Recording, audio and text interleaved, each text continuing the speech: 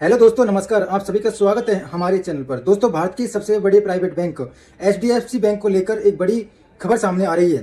Bank सिर्फ 5 trading session में 10% से ज्यादा टूट चुके हैं। इसकी सबसे बड़ी वजह बनी अमेरिका की 3 लॉ फर्मों द्वारा शुरू की गई जांच।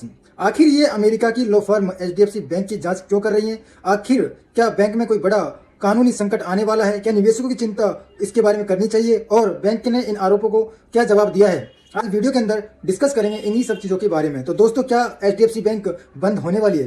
दोस्तों, शुक्रवार को एनएसई का एचडीएफसी बैंक का शेयर गिरकर 737.25 रुपए पर बंद हुआ। पिछले सप्ताह Q1 नतीजों आने के बाद में बैंक के शेयरों में लगातार बिकवाली देखने को मिली और सिर्फ 5 ट्रेडिंग सेशन में शेयर 10% से ज्यादा टूट चुका है। हालांकि बैंक के तिमाही नतीजे पूरी तरह कमजोर नहीं थे, लेकिन बाजार का ध्यान एक अलग विवाद पर चला गया जिसने निवेशकों की चिंता को बढ़ा दिया है। अब सबसे अहम सवाल दोस्तों यह है, आखिर अमेरिका की 3 लॉ फर्म एचडीएफसी बैंक की जांच क्यों कर रही हैं? रिपोर्ट के मुताबिक अमेरिका की 3 प्रतिष्ठित जो फर्म है, जिनमें नंबर 1 पे आता है Glancy Prongay and Murray LLP. दूसरे नंबर पे आता है दोस्तों Harvard G Smith law office. तीसरे नंबर पे आता है दोस्तों law office of Frank R Cruz ने घोषणा की है कि जो जांच कर रही है, जो एचडीएफसी बैंक ने अमेरिका सिक्योरिटीज कानूनों का संभावित उल्लंघन तो नहीं किया। इन फर्मों ने उन निवेशकों से संपर्क करने की अपील की जिन्हें एचडीएफसी बैंक के शेयरों में गिरावट के कारण और नुकसान हुआ है। ध्यान देने वाली बात दोस्तों यह है, अभी इन फर्मों ने कोई मुकदमा दायर नहीं किया है। फिलहाल यह शुरुआती जांच चल रही है।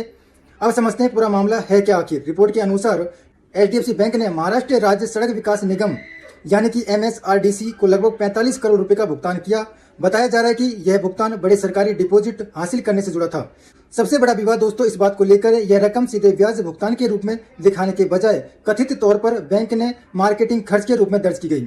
यह आरोप अब जांच के मुख्य दायरे में मुख्य आधार पर बन गया। दोस्तों, मीडिया रिपोर्ट के मुताबिक यह भुगतान उस समय हुआ जब बैंक के तत्कालीन चेयरमैन अतुल चक्रवर्ती के इस्तीफे के कुछ दिन पहले की अवधि थी।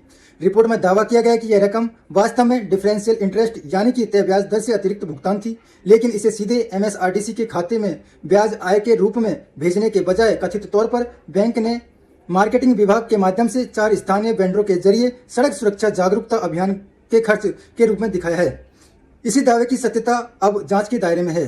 अब यहाँ एक शब्द सामने आता है, क्लास एक्शन।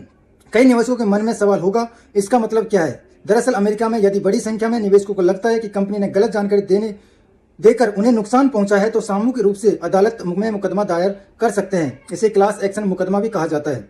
दोस्तों, एचडीएफसी बैंक की तरफ से क्या स्पष्टीकरण आया है? इन सभी आरोपों को एचडीएफसी बैंक ने साफ तौर पर अपना पक्ष रखा है। बैंक ने कहा है कि उसके पास मजबूत आंतरिक नियंत्रण, ऑडिट और निगरानी व्यवस्था मौजूद है। बैंक का कहना है कि सभी निर्णय तय नियमों और प्रक्रिया के अनुसार लिए जाते हैं। साथ ही बैंक यह भी कहा कि चुनिंदा जानकारी के आधार पर जा रहे किसी भी तरह की गड़बड़ी व अनियमितताएं आरोप वह पूरी तरह से खारिज करता है। यानी कि बैंक ने स्पष्ट कहना है, उसका कोई गलत काम उन्होंने नहीं किया। दोस्तों, अब बात करते हैं शेयर के प्रदर्शन पर नजर डालते हैं। पिछले 5 ट्रेडिंग सेशन में 10% की ज्यादा गिरावट, एक महीने में करीब 7% की कमजोरी और साल में 2026 में अब तक 25% से ज्यादा की गिरावट, एक साल में 26% का नेगेटिव रिटर्न और 3 साल में निवेशकों को नुकसान, जबकि 5 साल में कुल मिलाकर लगभग 3% की बढ़त देखने को मिली है। यानी कि लंबे समय में शेयर निवेशकों को उम्मीद खरा नहीं उतर पाया है। तो दोस्तों, बात करते हैं बैंक। दोस्तों, ये थी बैंक एचडीएफसी बैंक के बारे में। अगर वीडियो पसंद आई दोस्तों, वीडियो को लाइक करें, ज्यादा से ज्यादा लाइक करें और शेयर करें और चैनल को सब्सक्राइब करें। धन्यवाद दोस्तों, मिलते हैं अगले वीडियो में। तब तक के लिए सभी दोस्तों को जय हिंद।